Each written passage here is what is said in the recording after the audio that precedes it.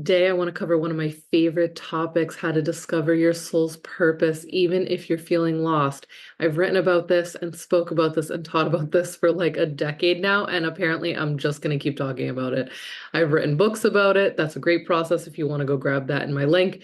But this will be a few different activities you can do today and now to help you through this. So even if you're feeling like you have a calling deep inside of you, maybe it feels like an alarm bell that's going off in you that you know is getting louder and louder. Some people feel that they have stepped into a new version of themselves, and this is very new. It feels very new. And they don't even know what that means, but they do know they're not who they were, maybe yesterday, even last year. So let's dive into it. Pull out a notebook, grab a nice coffee, go outside, look out a window, do what you need to, and let's go. So let's be honest, find your purpose can feel like one of the most overwhelming pieces of advice out there. You're told to follow your passion, do what you love. But when you're in the thick of it, juggling work, family, responsibilities, and your own healing journey, that advice can feel frustrating and vague. So, how do you discover your soul's purpose? Especially when you're feeling a little or a lot lost. I've walked this path myself, and here's what I know to be true. Your soul's purpose isn't something you find out there. It's something you uncover within. Let's walk through this together. This is a lot of people try to focus on how to make money through their purpose, which is great. But I really always invite people to understand your purpose is like big picture. This is like what your soul came here to do. It's the mission. And the more and more you align with that, the less friction there will be, the more magnetic you become. And then things like money come, or recognition for it, or success from it, or impact from it. So let's keep going with the soul purpose part of this before your brain starts running off like, how do I pay my bills? I get it. Yo, I get it. I don't mind having these conversations with people. These are real conversations to have. But if I'm here, and I am here, not if I'm here, I am here to help people align more with this. And with that, things become more flow state. There's less friction and more flow state for people on the planet when they're aligned. So that's what we're going to do here. So one, let's redefine what purpose means. It's a very trendy topic right now. Your soul's purpose isn't a job title. It's not a fancy elevator pitch. It's the essence of who you are and how you're here to contribute to the greater good. Think of it like this. Passion is what lights you up. Purpose is how you share that light with others. Your purpose might express itself through many different projects, careers, or seasons of life. It's not one fixed thing. It evolves as you do. It's not like it's going to be a light bulb moment where it just clicks one day and you're done. Oh, and I'm just speaking from existence. It keeps revealing itself to you. And the more and more you peel it back and look at it and breathe into it and get some light to it and dig in there, the more and more clear it becomes. It's not like a switch flips on. It's a healing journey of uncovering. Okay? So remember that as we go through, jot a note of that. What part of your purpose wants to reveal itself to you right now? Two, tune into what comes naturally. This is all over my book. This is all over my processes. Often your soul's purpose is hiding in plain sight. Ask yourself, what do people come to me for? What are people reaching out to you for? I always laugh with my clients, like, no one's coming to me with like, Jayme, there's a Marshall sale. No one's like, Jayme, a new episode of Housewives of blah, blah, blah just came out. Like, no, man. People come to me when they're like, oh my God, I have this idea and it won't leave me alone. People come to me when they're like, I need to share this with someone, but I can't share it with my friends and family. this keeps coming to me. I need to do this thing.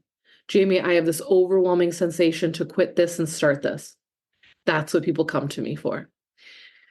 Another thing to ask yourself is, what lights me up when I talk about it? What could you go on and on and on and on and on again? In some of my exercises, I say, what could you have spent your 20s out at brunch or a bar and be like arguing about for like 5 hours? And I use that because a lot of us had that scenario when we had that, right? So like you got to kind of go back to those times in your life too and look at what have you always gone on and on and on about. For me, it was like I'd always go out to a bunch of people and we'd talk about all their amazing ideas and they would leave with a business plan and I would leave with a hangover. Eventually, I had to do that enough times to realize like, oh, I could make a profession out of this. I need to become a coach. I need to get certified. I need to make this a business. That didn't happen overnight. And I had lots of those brunch experiences, lots of those drinky experiences, but it filled me up. It made me feel so great to sit with people and the amazing things they wanted to do in the world. Look at me now. Another question, what would I still do even if no one paid me? Great question to ask. It's not, what would you do if you have $1 million? It's what would you do? What would you still do if no one paid you? What would still come out of you? I would still write like crazy. I would still want to help as many people as possible. I would still want to make a million freaking processes for people because it's how my brain works. It's what I do. It's what I love. So these are clues. Your natural gifts and talents are pointing you towards your purpose work. Now, if you want to go deeper on any of these with me, called Understanding the Divine Design of Your Soul Purpose is my 7-day free training. I'll make sure it's in the link in the show notes here. But that's a great one. I take you through 7 days of this, going deeper into these activities. So listen to that if you haven't already. But let's keep going. Number 3, listen to your curiosity, not just your calling. Sometimes finding your purpose feels so big that it paralyzes you. Instead of waiting for the skies to part and your life's mission to be revealed, follow your curiosity. That tiny spark of, I wonder if I could, is often the breadcrumb trail to bigger alignment. I wonder if I could become a coach, get certified in this. I wonder if people would sign up with me. I wonder if we could open up our own gym and make this work. This right here, I wonder if absolutely is the spark that can set off a ricochet of fireworks of things happening. And when we're tapping into that, I wonder if we're tapping into the dream state, we're tapping into flow. And when we do that, that's what we're seeing, that's what we're feeling, that's what we're visualizing, that's what maybe we're embodying. If you can do it, if you can feel it in your body, that's what the universe starts to pick up on and starts to magnify back to us, starts to reflect back to us, all right? So start small, explore, experiment, and let it unfold. 4, align your energy first. Here's where most people get stuck. They try to figure it out with their mind, when purpose is something you feel in your body and soul. When you're aligned energetically and mentally, emotionally, spiritually, clarity flows. When you're out of alignment, everything feels forced and foggy. Now, if you need help with this in your human design, I will do a soul purpose and business strategy human design session for you. So I love to help people with. But we talk deeply about what is alignment for you, not for her, not for him, not for someone across the country, you. What's in alignment for you, right? Reach out to me because there is so much information that you can find in your human design and in your astrology. And thankfully, this is why I provide both of these things in my business school for women, because to learn about yourself so deeply and understand how you operate so uniquely is so freaking powerful. I love diving into the stuff with my clients, and I do it for myself all the time anyway. I'm a constant student, which means I'm also a constant teacher. And if you're feeling that, if you felt what I just said, then you are too. So come find me. All right, let's keep going with this number 4.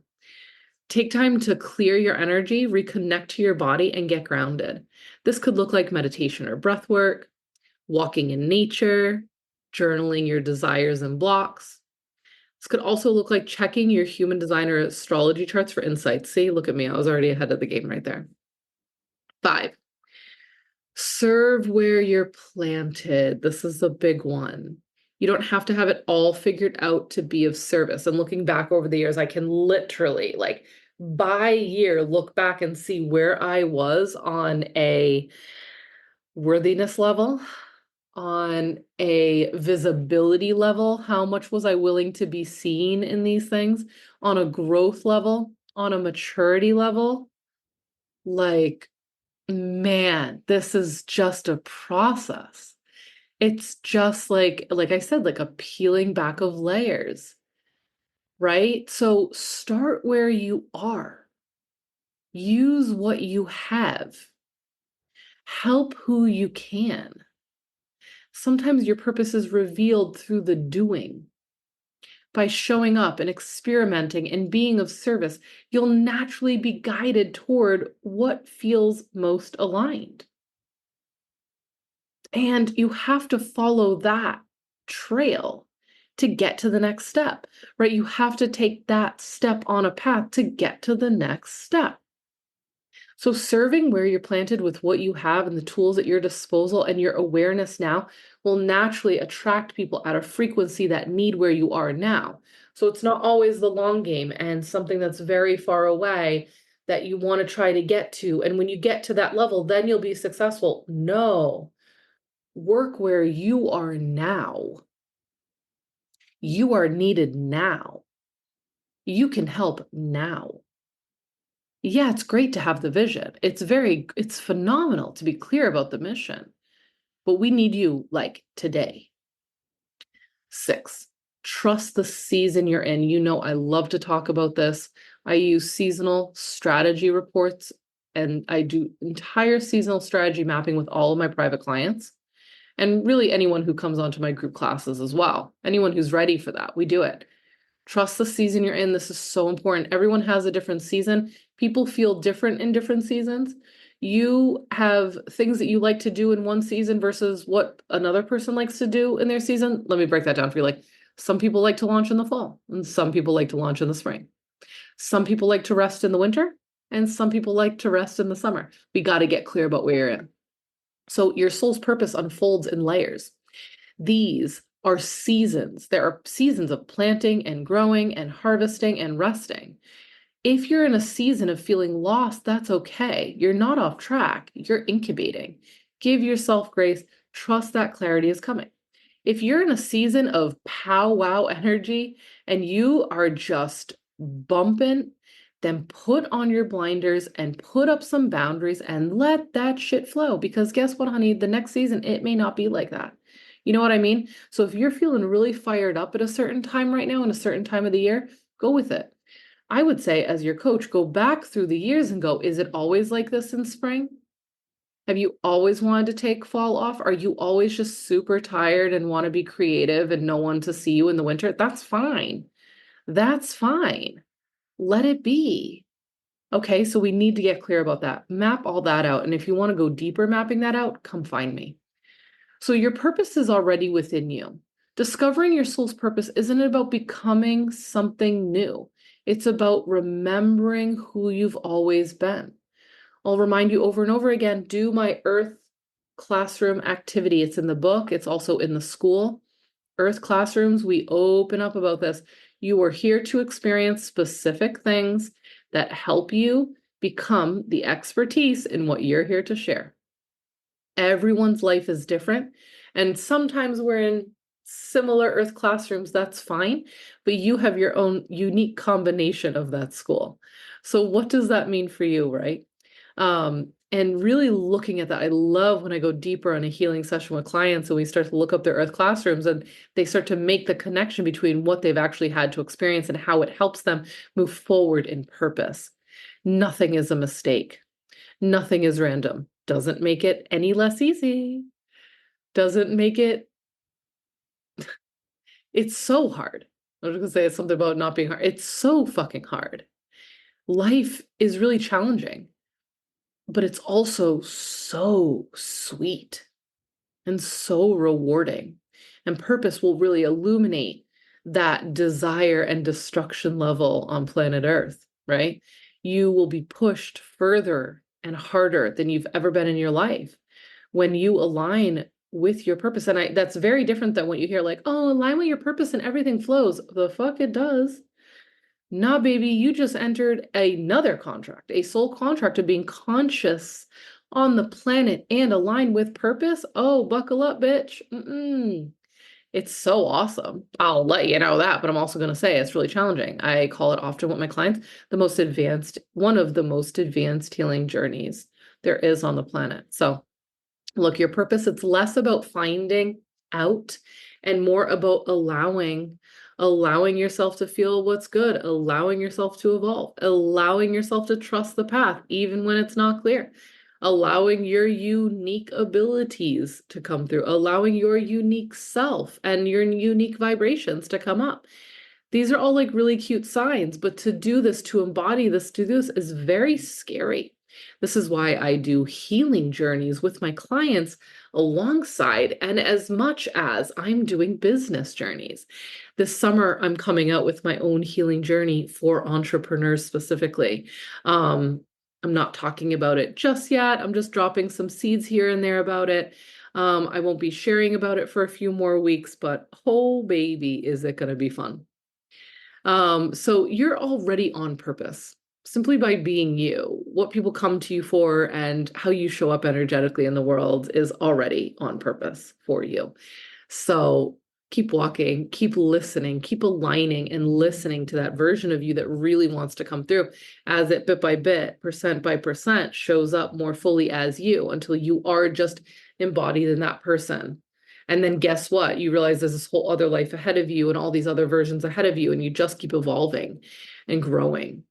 And I'm here to help you with that. So your light has a place in the world. Let's launch it.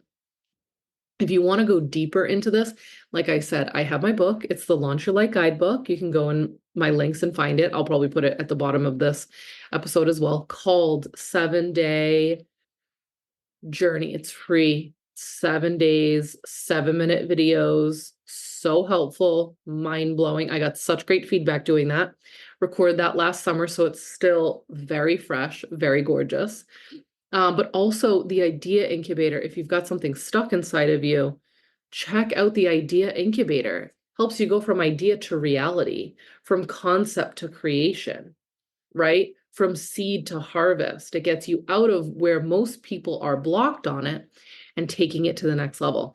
I'll probably be turning that into a teacher training as well. So excited for that. Okay. This was just a quick call for you. I just wanted you to have a quick episode here, hearing about these different ways to help you through purpose. And I will see you on our next call. Please reach out to me. You can reach out to the host here in show notes. Let me know if this episode helped you. Talk soon.